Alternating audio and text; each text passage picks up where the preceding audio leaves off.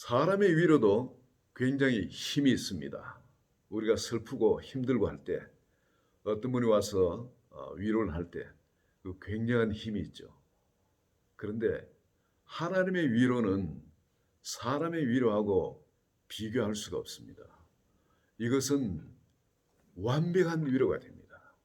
우리가 어떤 시궁창에 빠져가 있고 어떤 환난 가운데 있어가지고 도무지 손 하나 까딱할 힘도 없이 이대로 그냥 죽었으면 좋겠다. 그래 싶은 아침에 정말 눈을 뜨지 말았으면 좋겠다. 그래 싶은 시간이 있다 할지라도 이 하나님의 위로를 경험하면은 모든 게 그냥 싹 바뀌어 버립니다. 완전 언제 그랬더냐시피 외부 환경은 똑같은데 마음 속에 말이죠. 이건 세상 어느 누구도 줄 수 없는 강력한 힘을 얻게 되어집니다. 그 어떤 난관도 돌파할 수 있는 힘을 얻게 되어지는 거예요. 이것은 성경의 하나님의 사람들이 다 경험하던 겁니다. 이 위로의 하나님. 하나님은 위로의 하나님이십니다.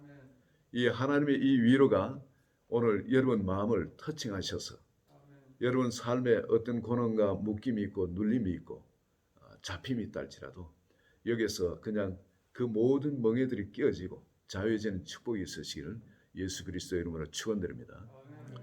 한 선교사님이 자기의 모든 인생을 바치가 젊은 선교사님이었어요. 애하고 그리고 부부가 아프리카 오지로 들어갔습니다.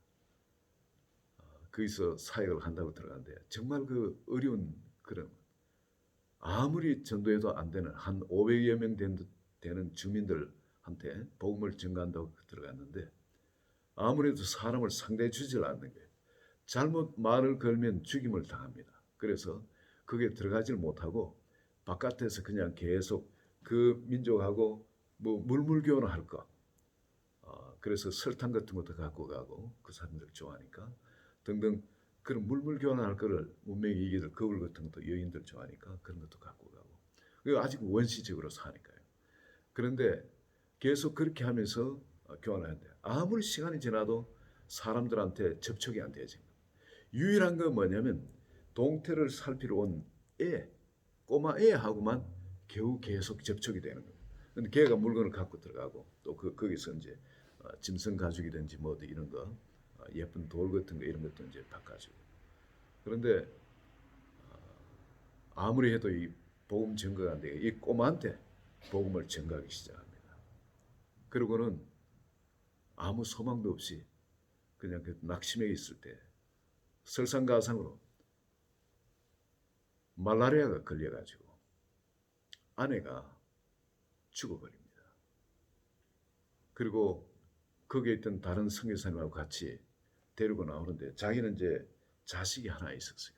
있었는데 너무 그 충격을 받고 자기가 인생을 전부 다 바쳐서 복음 증거를 했는데 아무 증거도 나타나지 않고 사랑하는 아내는 거기서 죽어버리고 그리고 또 둘째 딸이 하나 있고 그 아들이 있는데 아들을 또 저 딸을 키울 힘이 없는 거예요. 완전히 뭐저 카오스 상태에 빠져가지고 그래서 자식들 다 다른 성회사를 맡기고 이 사람은 동국으로 돌아와서 그렇게 살았어요. 나중에 자라가지고 이 딸이 자라가지고 다른 데 입양이 됐죠. 우연히 책을 읽다가 그 어떤 묘비에 이름이 있는데 그 이름이 자기 어머니의 이름인 거예요. 자기 어머니. 자기가 알고 있던 그 어머니 이름이라가 그래 조사를 하니까 이 선교사라서 아프리카 콩고의 어느 지역에 들어가 사역을 하다가 돌아가셨다는 겁니다. 그리고 아버지는 어디 간지도 모르고 뭐 이건 입양되었으니까.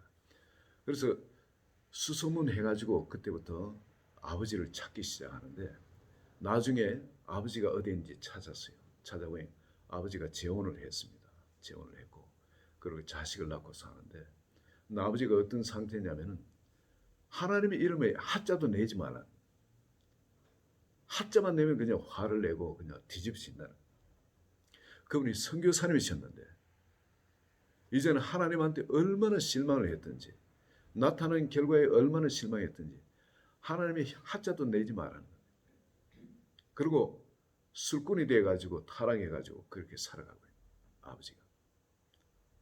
그래서 자기가 이 딸이 그 들었는 이야기를 하죠. 지금 그 마을에 어떤 일이 일어난지 아버지 알고 계시냐고. 하나님이 아버지를 사용하지 않고 그리고 사랑하는 엄마를 죽인 것처럼 그렇게 오해를 하는데 그렇지는 않다고. 지금 그 땅에 그 부족 전부 다가 예수를 믿게 되었다고. 그때 복음 전개했던 그 소년이 나중에 이 사역자 대가 그 마을 전체를 전부 다 복음화를 했다.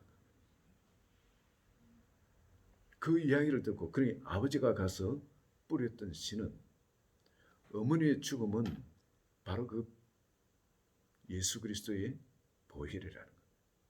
그 피에는 능력이 있다고.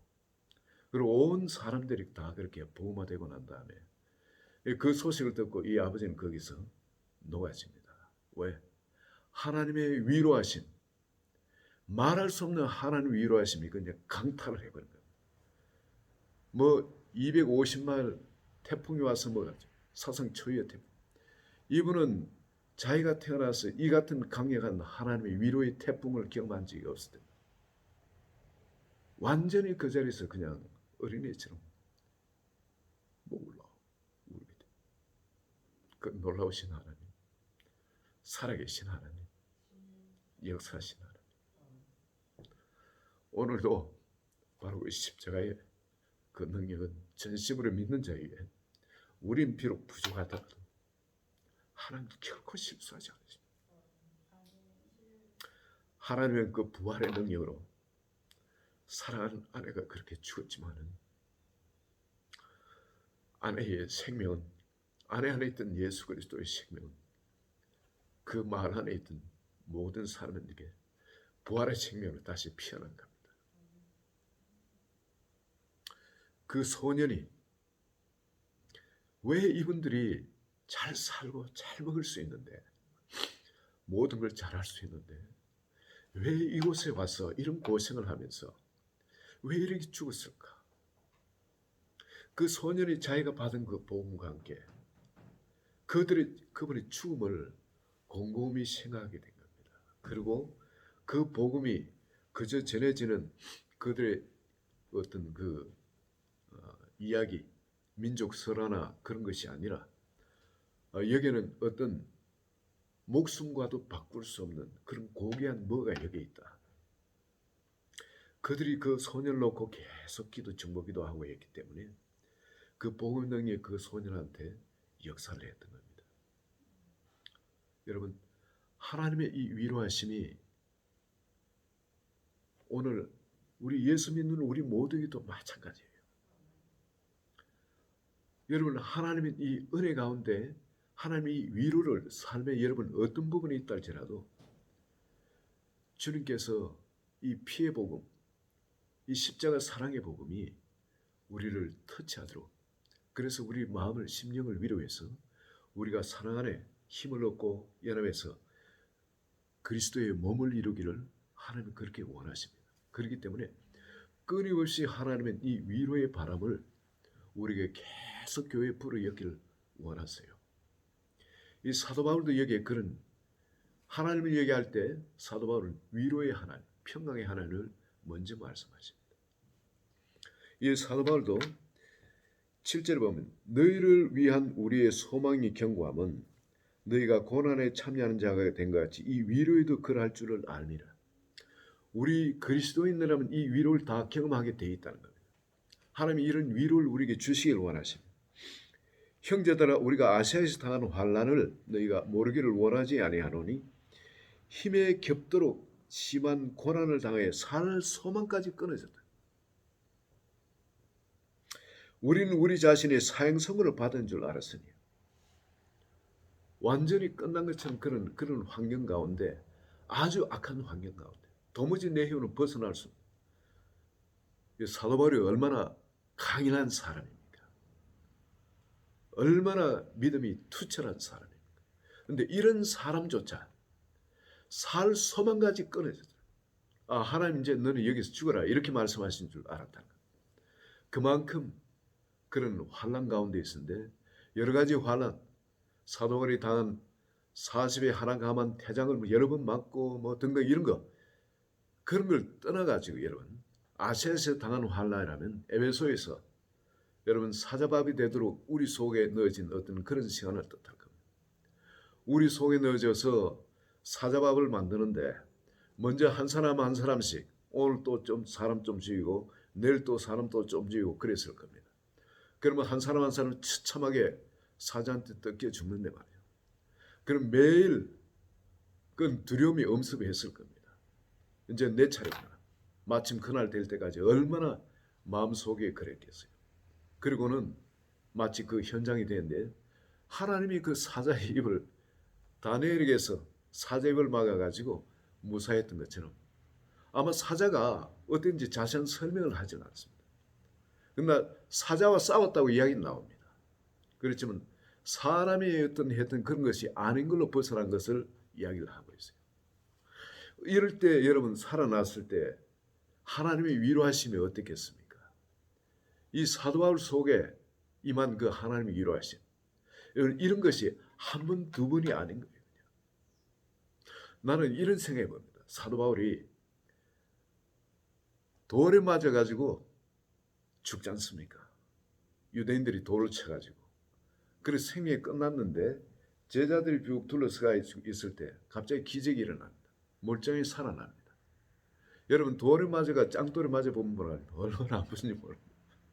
우리는 어릴 때 이 짱돌에 맞고 하면은 이때 뭐 약이 별도 없으니까 그냥 된장 된장 쳐바르고 그래요. 근데 어릴 때 애들이 그 동네 애들이 못됐죠. 그냥 이웃 그 동네하고는 돌을 던지면서 싸움을 합니다. 그러다가 짱돌에 나로 맞으면 깨지고 얼마나 돌이 그렇게 아픈지 오래 가는지 모릅니다. 그런데 이런 팔에 같은 데 맞으면은 이거는 지금 팔을 못 써요. 오래도.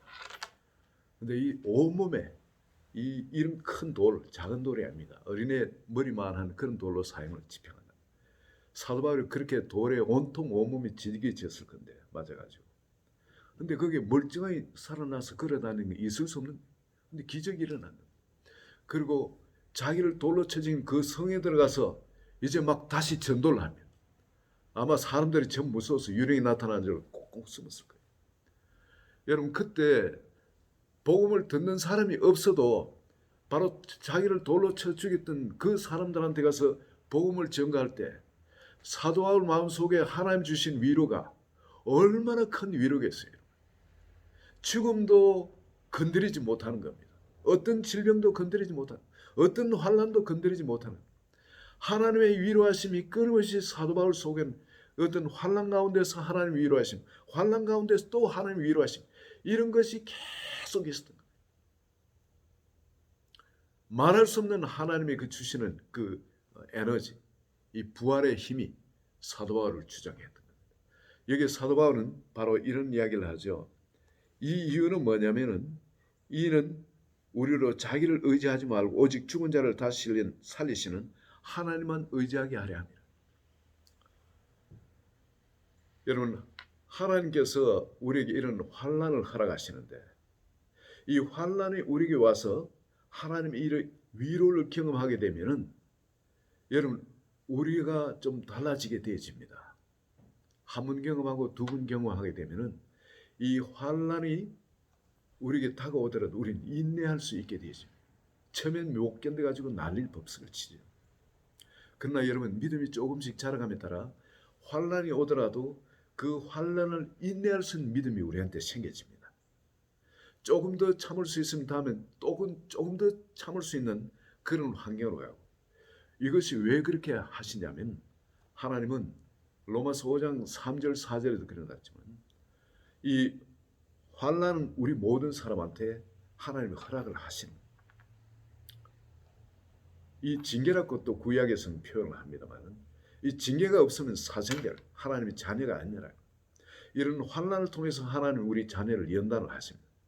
환난은 인내를 오래 참는 걸 경험하도록 합니다. 그래서 그 오래 참게 되면 우리 속에 하나님의 캐릭터, 연단을 얻는다죠. 연단의 캐릭터입니다. 원어에 보면 캐릭터, 하나님의 어떤 그 인격, 그걸 표현하는 게 오히려 더 번역하는 게 더 옳습니다. 환난은 인내를 오래 참음을 말이죠. 그 오래 참음 우리 속에 하나님의 인격을, 그리스도인의 인격을 완성시켜야 한다. 그런데 그것이 또 인격이 완성시켜 가면서 거기에서는 이젠 세상의 소망을 품는 것이 아니고 무슨 소망을 품냐? 하나님 나라에 대한 소망을 우리가 품게 되어지는 겁니다. 주님이 우리가 품게 하시는 그 소망을 품고 살아가게 된다. 이 아브라함도 역시 그랬죠. 나중에 세상에선 없는 것이 없을 정도로 하나님이 부유하게 그를 만들어 주셨지만 아브라함은 하늘에 있는 집을 바라봤기 때문에 장막에서 살았다.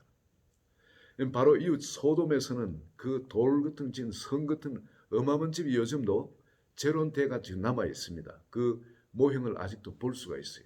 어마어마한 집 같은 거나 나무 같은 거 다 타고 흔적들이 없어졌지만은 이 소돔이 불탄 그 유황으로 불탄 그 돌 같은 건 돌도 타요. 그렇지만 제가대가 아직도 남아 있습니다. 그 보면 그 어떤 어마어마한 형식으로 지었는지 그 성곽들을 우리가 볼 수가 있습니다. 그런데 그런 집에 살지 않고 아브라함은 그렇게 부유하였다 할지라도 장막에서 살았다. 이 장차에 있을 그 집을 바랐기 때문에, 하늘에 있는 도성을 바라봤기 때문에. 그게 뭡니까? 소망, 아브라함한테는 산 소망이 다른 소망이 있었다는 거죠. 이 위로가, 하나님의 위로가 우리를 이렇게 환난 가운데 덮치게 되면은, 우리에게 하나님의 위로하심이 넘치게 되면은 그 다음에 이것이 어떤 역사를 일으키냐? 남을 환난 당한 사람을 능히 위로할 수 있게끔 이 환난의 위로가 역사하게 됩니다. 이 위로를 받은 사람이, 이 환난을 겪고 거기서 하나님의 위로를 벗어난 사람이 다른 사람을 위로할 때는 이게 간정적인 파워가 돼가지고 성령께서 그 사람이 그걸 사용을 하십니다. 왜? 그 사람은 그 환난 가운데 그 부분이 깨졌거든요. 깨진 것을 통해서는 생명이 흘러날 수 있습니다. 아무리 지식적으로 많이 알고 있다 할지라도 항아리 속에 갇혀 있는 걸 흘러나오질 않아요. 그러나 내가 그 환난 가운데 그 부분이 깨졌다면은, 나의 자아가 깨진 부분이 있다면, 내가 그렇게 연약하고 아무것도 아닌 그런 자였지만은 하나님 나를 이렇게 위로했기 때문에 형제님이나 자매님 반드시 이렇게 하실 겁니다 하고 그를 위로할 때는 성령께서 그 깨진 부분을 통해서 역사를 하셔서 생명이 그 사람한테 터칭되어집니다. 하나님의 역사가 일어나게 돼요. 이 환난 가운데 위로를 받은 사람을 하나님은 또 위로자가 되게끔 역사를 하십니다. 위로자. 그래서 교회에 보면 권사님들이 주로 어떤 분들이 되어집니까? 위로자가 되어지죠. 왜? 인생에 이런 거 저런 거 다 경험해 봤어요. 그리고 또 위로하시는 하나님 다 경험해 봤어요. 그렇기 때문에 그 위로로 다른 분들을 또 권면하고 위로하고 격려하고 소망을 갖게 하고 힘을 갖게 하는 그런 분들이기 때문에 권사라는 직분이 말 그대로 권하는, 권면하는 직분 그런 자가 되어지는 겁니다. 그뿐만이 아니에요, 여러분. 이 점점 그렇게 위로자로서 그렇게 살아가게 되시면은 나한테도 계속 그런 환난이 계속 또 있을 수도 있죠. 그렇지만 거기서 내가 인내하게 되고 오래 참게 되고 말이죠. 그리고 그래 되지면 내 안에서 인격이, 그리스도인다운 인격이 이제 비로소 만들어지게 되고, 이제는 어떤 환난 가운데 흔들리지 않는 말씀을 믿는 믿음 가운데 견고하게 서게 되어진 겁니다. 여기서부터 그 다음에 넘어가는 것은 여러분 뭐가 나오는 보십시오. 12절 한번 보세요. 우리가 세상에서 특별히 너희에게 대하여 하나님의 거룩함과 진실함을 행하되 육체의 지혜로 하지 아니하고 하나님의 은혜로 행하는 우리 양심이 증언하노니 이것이 우리의 자랑이라. 여러분, 사람이 이제는 거룩함과 진실함으로 사람을 대할 수 있게 되어진다. 세상적인 생각으로 사람을 대하는 것이 아니라 우리가 사람을 대할 때 그 경험해 왔던 세상 사람들 처세할 때 교회에서는 이렇게 처세하고 세상에서는 이런 여러 가지 어려움이 있을 때는 이렇게, 세상에 이래 돌아갈 때는 이렇게 이야기하면 요거도 모르니까 나는 적당히 이렇게 처서야 돼. 이런 것이 아니라는 겁니다. 거룩함과 진실함으로 이 말씀과 연합된 가운데 주님의 마음 가운데서 거룩함과 진실함으로 행하게 된다. 그리고 또한 하나님의 은혜로 행하게 된다. 육체의 지혜로, 사람의 지혜로 행하지 않고 하나님의 은혜, 우리에게 주신 하나님의 은혜 있잖아요. 이건 뭘 계산하고 주시는 게 아닌 겁니다. 무조건적인 은혜인 거예요. 나의 어떠함을 보고 주시는 게 아니라 무조건적으로 부어주신 이 은혜, 이 은혜를 나한테 주신 것처럼 나도 사람을 대할 때 그렇게 무조건적인 그 은혜로 대하게 된다는 거예요. 이게 거룩함과 진실함으로 행하는 사람이에요. 그런 사람들한테 은혜를 끼치는 사람이 되어지는 거예요. 그 말로도 은혜를 끼치지만 그 삶의 여러 가지 베푸는 것으로도 은혜를 끼치게 되어지는 거예요. 이 사도 바울은 그러니까 나중에 이 하나님 그리스도인의 인격이 만들어지되 어떤 인격이라고요? 거룩함과 진실함의 그 사람이, 그리고 은혜의 사람이 되어져서 나타나게 된다. 가는 곳마다 어떤 사람을 대하든 어떤 자리에 처하든 간에 그 속에 있는 진실함이, 그 속에 하나님께서 쓰신 그 거룩함이 흘러나오게 된다. 그리고 하나님께서 그동안 부어주신 은혜가 어느 자리에서는 그냥 막힘없이 그냥 흘러나오는 그런 자가 되어진다. 이 사도 바울은 우리를 부르시는 것이 바로 이런 위로의 사람이 되도록, 바로 이 위로를 통해서 이 소망의 사람이 되도록, 바로 그래서 사랑의 사람이 되도록, 그리고 부활 생명이 흘러나오는 사람이 되도록 그렇게 우리를 초청하고 계십니다. 저도 살다 보니까 목회를 하면서 위로가 참 많았어요.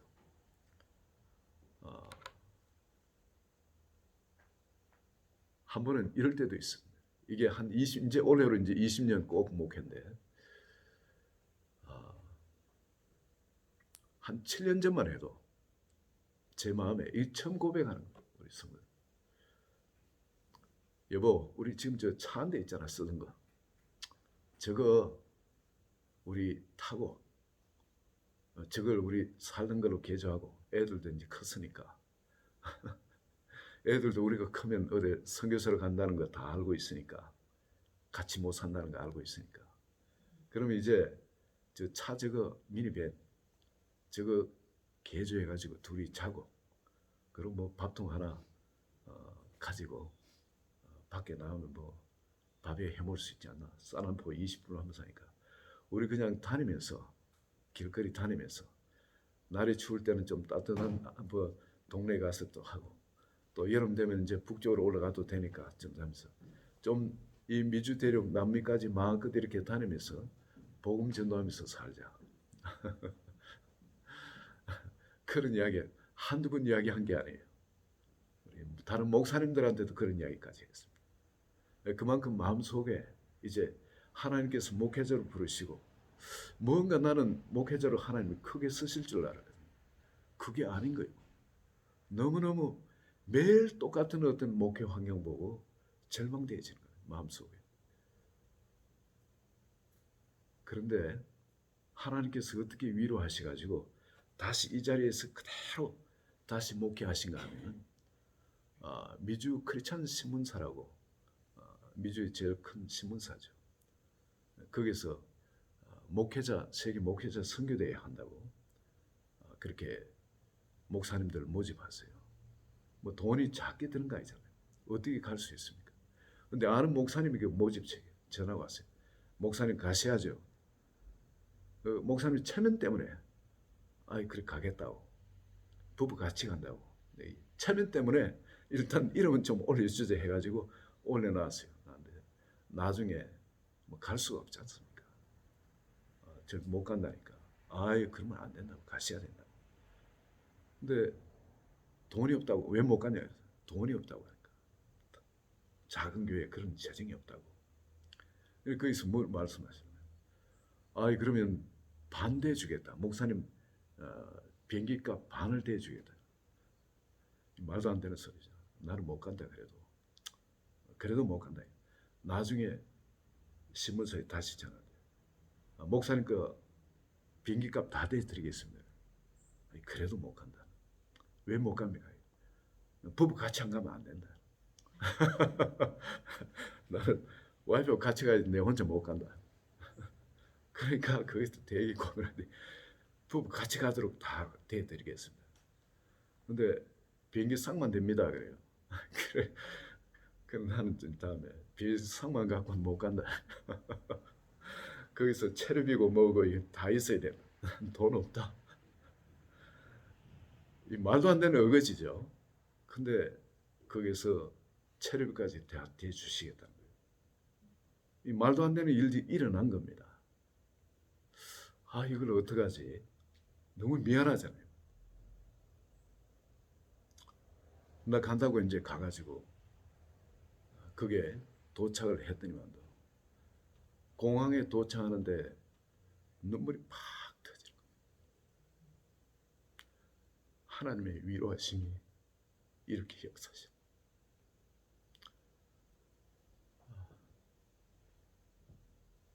사업을 해서 내 돈으로 여행을 갔으면 그런 위로하심을 못 받았겠죠. 그러나 참으로 그 힘든 환경 가운데 두시고 하나님께서 이렇게 하시는구나. 하나님이 살아계신 역사하심을 이렇게 경험하게 하시는구나. 그동안 마음속에 참 힘들고 그 고통스러웠던 것. 목회 현장에서 뭔가 그렇게 죽으라고 해도 변화가 일어나지 않는 어떤 그 현장을 바라보면서 절망하고 힘들어하고 할 때 하나님 그걸 다 알고 계시면서도 나한테 이렇게 인내하시는 거예요. 그러면서도 전적으로 하나님을 의지하게 하시는 거예요. 이걸 키우기 위해서 이렇게 역사하시구나. 그리고 도착하니까 목사님이 전 세계에서 이제 선교사님이나 목사님 한 240명인가 얼마 250명까지 모이죠. 그런데 그 중에 또 하나 완장을 떡 하나 준대. 리더라고 전체 리더로 뭘 하라고 완장을 또 쳐줘. 뭐 할 게 뭐 있어요?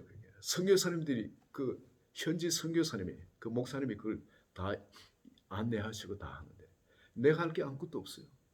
근데 그걸 떡 채워주시는 거예요. 조그마한 교회에 아무것도 아닌 목사님. 그런데 이게 하나님의 위로하심이에요. 하나님의 위로하심. 하나님 그걸 모르고 계신 게 아닌 거예요. 그래서 우리는 시키는 거 그거 큰 일 하는 것도 좋고 그것도 할 사람이 있어요. 그러나 작은 일 할 사람도 필요한 거예요. 주님 말씀에 순종해서 휴지 한 장 줍더라도 주님 뜻에 따라서 휴지 한 장을 준다면, 혹은 사람이 없는 곳에 가서 그곳에서 풀포기 몇 포기, 꽃 몇 포기 심더라도 그것이 하나님이 원하신 일입니다. 뭐 크고 놀라운 일이 아니더라도 그걸 하시는 사람, 하나님 그걸 기뻐하시는 거 아니겠어요? 그러면서 하나님이 원하는 건 어떤 바깥의 큰 일이 아니라 나를 원하시더라고요.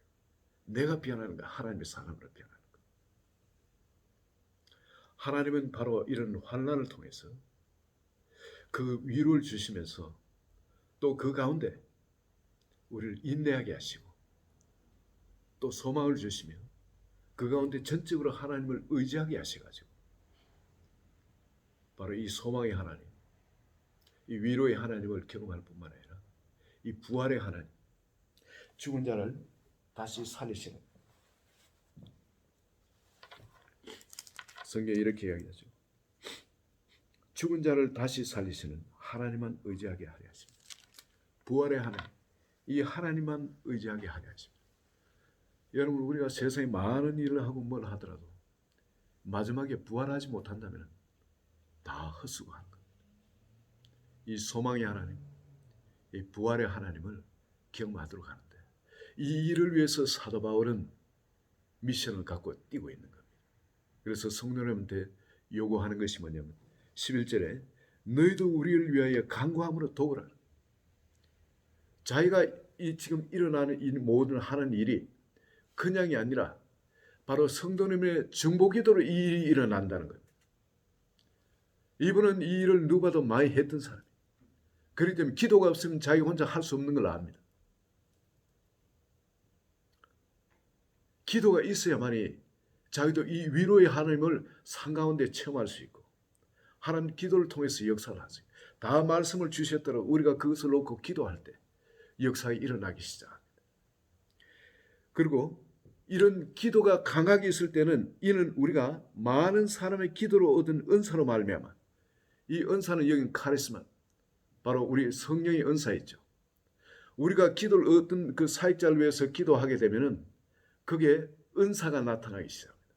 기름 부음이 더 강하게 돼서 그를 통해서 하나님이 하시고자 싶은 일이 마음껏 일어나게 되지. 이 카리스마, 하나님의 카리스마가 나타나기 시작합니다.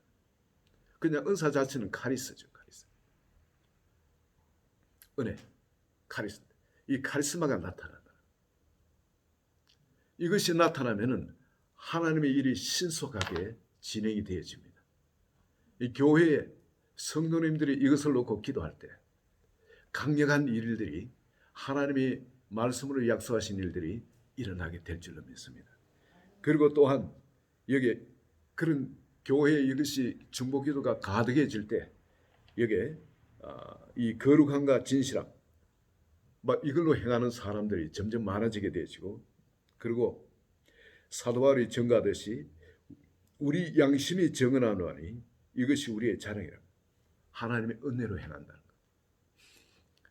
하나님의 은혜를 교회에 강력하게 부어주시기 때문에 우리 한 사람 한 사람이 행하는 것이 삶 가운데 하나님의 은혜로 행하게 되어진다. 내 속에 그 은혜가 차고 넘치기 때문에 이 주체할 수 없는 거예요. 그 은혜가 흘러가는 통로로 나 자신을 그냥 활짝 열게 된다. 여러분 그 수가성 우물가 여인 보셨죠? 사람 부끄러고 수치감, 정죄감, 죄책감 때문에 사람을 피가 숨어 살던 사람인데 은혜가 넘치니까 그냥 자기를 터뜨려 버리는 거예요. 사람들 앞에. 피해서 숨는 것이 아니라 그냥 쫓아다니면서 복음을 전합니다. 바로 그 은혜가 우리를 마음껏 주장하는 그런 사람. 행함과 그 거룩함과 진실함을 행하는 사람. 그런 사람이 저절로 되어진다는 거예요. 여러분 우리 사도 바울이 산 가운데 증거하는 건 뭐냐? 자기가 경험했던 삶을 증거하고 있는 겁니다. 그리고 성경에서 수많은 우리 믿음의 선진들을 통해서 증거하는 삶이 바로 이러한 삶입니다. 이게 복음의 삶입니다. 이것이 어떻게 일어난다고요? 사도 바울은 11절에 너희도 우리를 위하여 간구함으로 도우라. 이 기도할 때 교회가 이걸 놓고 이걸 확실히 믿고 기도할 때 하나님께서 그대로 역사하신다. 여러분 우리 9월 말에 JRM을 기도하고 있습니다. 여러분 매일 주일 기도를 위해서도 기도해 주시고 새벽기도 주말 저녁에 하는 집회를 위해서도 계속 기도해 주시지만 9월 말에는 JRM을 놓고 기도해 주시기 바랍니다.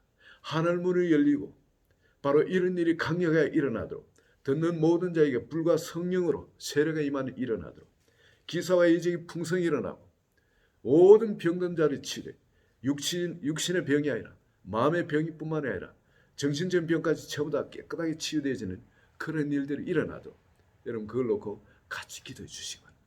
하나님의 말씀은 살았습니다. 하나님의 말씀 결코 땅에 떨어지는 거짓이 아닙니다. 믿고 기도할 때 우리 한 분 한 분 정말 우리가 경험해보지 못한 새로운 세상 주님 말씀하신 위로의 하나님 이 소망의 하나님 이 바로 사랑의 하나님 이 부활의 하나님을 마음껏 체험하는 그런 자리가 될 줄 믿습니다. 이 하나님이 여러분의 하나님 되시기를 예수 그리스도 이름으로 축원드립니다.